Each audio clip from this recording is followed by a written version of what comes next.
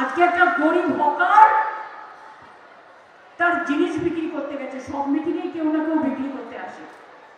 কেউ চা বিক্রি করে, কেউ সিঙ্গাড়া বিক্রি করে, কেউ ঝালমুড়ি বিক্রি করে, কেউ ভেলপুরিয়া বিক্রি করে, কেউ বিস্কুট বিক্রি করে। সেও তার মতো বিক্রি করতে গেছে। তার মাথায় তখন ওটা খেলেনি যে আমি এটা বিক্রি করব না ওটা বিক্রি করব। ধরে মেরেছ, কাল সব কটাকে অ্যারেস্ট করেছি, সব কটাকে কাল অ্যারেস্ট করেছি যারা গায়ে হাত দিয়েছে। এটা বাংলা, এটা ইউপি নয়। এখানে তোমাদের গদ্দারি চলবে না,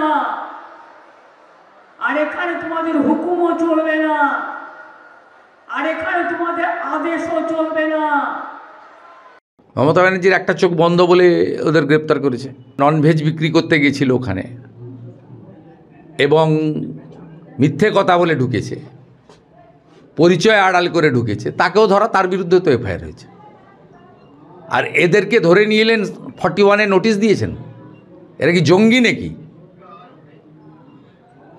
আর যখন কালী পুজোতে কাকদ্বীপে কালী মূর্তি ভাঙলো, তার আসামি গ্রেপ্তার হয়নি কেন?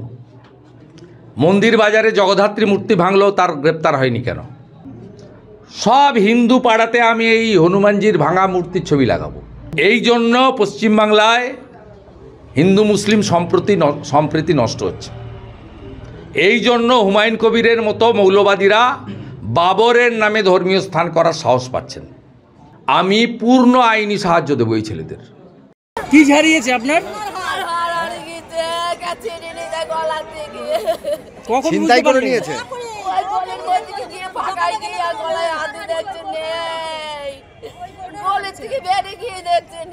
কোথা থেকে এসে আপনি? কৃষ্ণনগরে মুখ্যমন্ত্রী সভায় গিয়ে 3 মহিলার সোনার হার ছিনতাই হয়ে গিয়েছে বলে অভিযোগ সামনে এসেছে। প্রচণ্ড ভিড়ের সুযোগে এই 3 মহিলার সোনার হার ছিনতাই বলে অভিযোগ সামনে এসেছে। সভা শেষে তারা যখন ফিরছিলেন বাড়ির উদ্দেশ্যে, সেই সময়ই ঘটনা ঘটে। ভীমপুর থানার হরিনগর থেকে মুখ্যমন্ত্রী সভায় যোগ দিতে যান কণিকা পাল, বিজলি বিশ্বাস এবং চন্দনা মণ্ডল। এই 3 জনের সোনার হার ছিনতাই বলে অভিযোগ। কোথা থেকে এসে আপনি?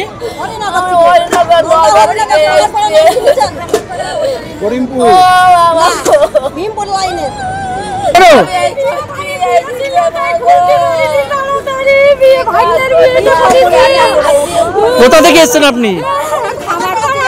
আপনারা শোনাচ্ছেন না নিজে? এবিপি আনন্দ, এগিয়ে থাকে, এগিয়ে রাখে।